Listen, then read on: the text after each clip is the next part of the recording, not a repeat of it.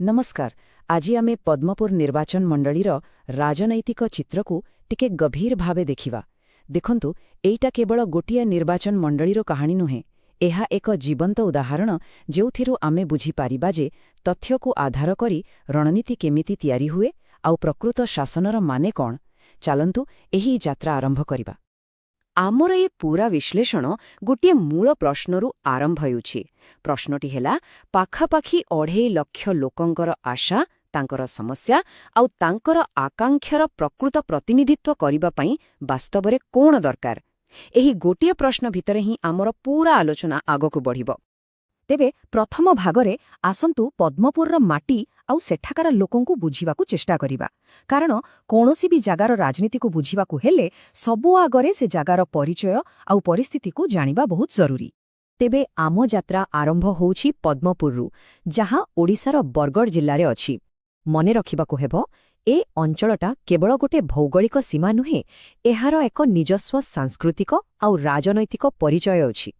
एइठी 2,55,000 भोटरंक भाग्य निष्पत्ति हुए। एटा किछि छोटा संख्या नुहे, आउ एही विशाल संख्या जेउमाने प्रतिनिधि हुअन्ति तांको पई एक बहुत बड़ दायित्वर आह्वान आनिथाए। आउ एक बहुत गुरुत्वपूर्ण कथा हेला, एही अंचलर पाखापाखी 29% लोक होचन्ति आदिवासी। एही संख्या एठाकार राजनीतिर गतिपथकु बहुत बेसी प्रभावित करे। विशेष करी बिंझाल संप्रदायर सेमानंकर सामाजिक एकता पई एक निर्णायक वोट बैंक भाबरे सबुबेले गणा हुअन्ति। पद्मपुरर आत्मा कहिले भूल हेबनी, ताहा हेउछि कृषि। एठारे प्राय 2 लाख कृषक परिवार अछन्ति। एहार सीधासळख अर्थ हेला, एठाकार अर्थनीति हेउ कि राजनीति सबु किछि माटी सहित बहुत गभीर भाबरे जोड़ी होई रहिछि। आउ एइठी ही पद्मपुरर प्रकृत राजनैतिक द्वन्द्वटा सामनाकु आसे। गोटे पटे चाषीर जीविका आउ अन्यपटे निर्वाचनर फलाफल। ए दुईटा परस्पर सहित एमिथि जड़ित जे अनेक थर बहुत कम भोट व्यवधान रे हार जीत स्थिर होइथाए। अच्छा, एबे आसंतु द्वितीय भागकु जिबा। एठारे आमे इतिहासर निर्वाचन फलाफलकु केवल किछि संख्या हिसाबरे देखिबानी, बरं एहाकु एक कहानी भाबरे देखिबा, जोंठी राजनैतिक समीकरण केमिति बदलिछि आउ केउठी गुरुत्वपूर्ण मोड़ आसिछि। गत 3 दशंधिर इतिहासकु देखिले पद्मपुरर राजनैतिक मेजाज पूरा स्पष्ट होई जाए। 1995 रे जोंठी जनता दलर दबदबा थिला, 2004 रे सरकार विरोधी हावारे कांग्रेस जितिला। पुणी 2014 रे जेतेबेले मोदी लहर आसिला, बीजेपी एही आसनकु नेला। आउ 2019 रे बीजेडी पुणी थरे फेरिला, किंतु बहुत कम वोटर व्यवधान रे। एथिर स्पष्ट जणा पडुछि जे पद्मपुर एक प्रकृत स्विंग आसन, जोंठी लोकंकर निष्पत्ति केबे भी स्थिर रुहेनी। एही संख्यागुड़िक निजे ही कहानी कहुछन्ति। टिके देखंतु, बीजेडीर वोट अंश 2014 रे 36.1% थिला, आउ सेटा धीरे धीरे बढ़ी 2024 रे 43.5% रे पहुंचिछि। अन्यपटे बीजेपीर वोट से पाखापाखी 38% रे स्थिर रहिछि। एही तथ्य दुई दल भितरे थिबा कड़ा टक्कर आउ सामान्य वोट व्यवधान रे हेउथिबा हार जितकु पूरा स्पष्ट करिदेउछि। तेबे प्रश्न उठुछि, पद्मपुरर निर्वाचनी फलाफलकु प्रकृतरे केउ कारणगुड़िक निर्णय करे? आदिवासी भोट, गाँ सहरर भेदभाव, स्थानीय नेतृत्वर प्रभाव आउ जलसेचन भली जरूरी प्रसंग, एसबु मिसी एक जटिल राजनैतिक समीकरण तैयारी करंती।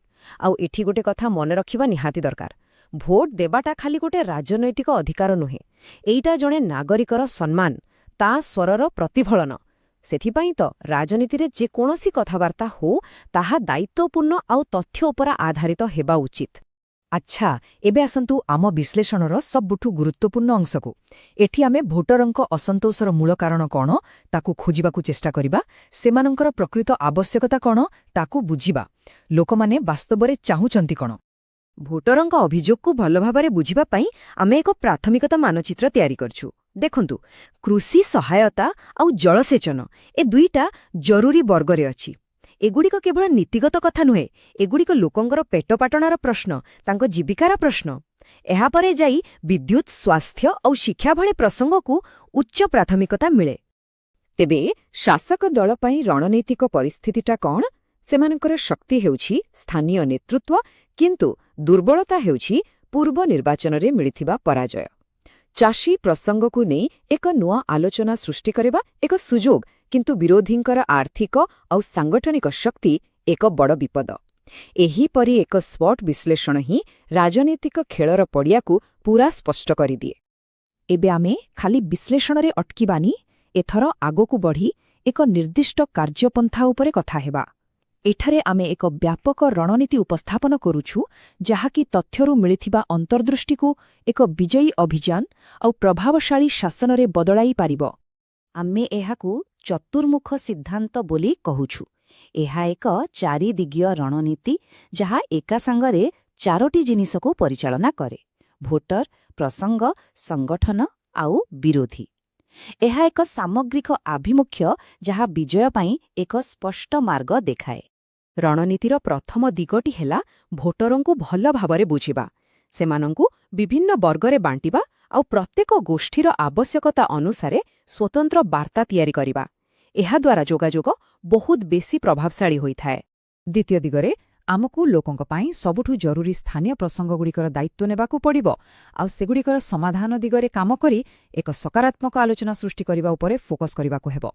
ତୃତୀୟ ଦିଗ ହେଲା ସାଂଗଠନିକ ଦକ୍ଷତା। କାରଣ ଗୋଟେ ଭଲ ରଣନୀତି କାଗଜ କଲମରେ ରହିଗଲେ ହେବନି, ତାକୁ କାର୍ଯ୍ୟକାରୀ କରିବା ପାଇଁ ଗୋଟେ ମଜବୁତ ତୃଣମୂଳ ସ୍ତରର ସଂଗଠନ ଆଉ ଡିଜିଟାଲ ଟିମ୍ର ଆବଶ୍ୟକତା ରହିଛି। ଆଉ ଚତୁର୍ଥ, ଯାହାକି ଶେଷ ଦିଗ, ତାହା ହେଉଛି ବିରୋଧୀଙ୍କର ରଣନୀତିକୁ ଆଗୁଆ ବୁଝିବା, ସେମାନଙ୍କର ପଦକ୍ଷେପ ଉପରେ ନଜର ରଖିବା ଆଉ ସେଗୁଡ଼ିକୁ ଠିକ୍ ସମୟରେ ନିଷ୍କ୍ରିୟ କରିବା। ଏହାଦ୍ୱାରା ନିଜର ବାର୍ତ୍ତା ସବୁବେଳେ ସ୍ପଷ୍ଟ ରହିବ।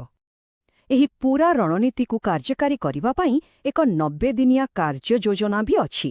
ଏହା ପ୍ରାରମ୍ଭିକ ଯୋଗାଯୋଗରୁ ଆରମ୍ଭ ହୋଇ ଭୋଟ ଦିନର ସଂଗଠନ ଯାଏଁ ପ୍ରତ୍ୟେକ ପର୍ଯ୍ୟାୟ ପାଇଁ ଏକ ସ୍ପଷ୍ଟ ମାର୍ଗଦର୍ଶନ ଦିଏ।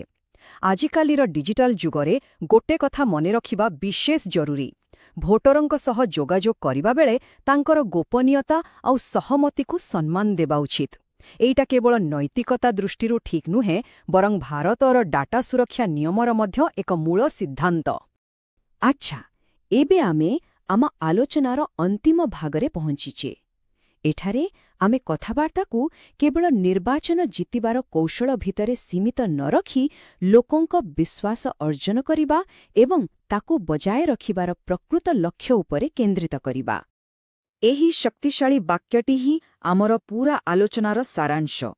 କାରଣ ସ୍ଥାୟୀ ରାଜନୈତିକ ଶକ୍ତି କୌଣସି କାରବାର ବା ଟଙ୍କା ପଇସା ଉପରେ ନିର୍ଭର କରେନି।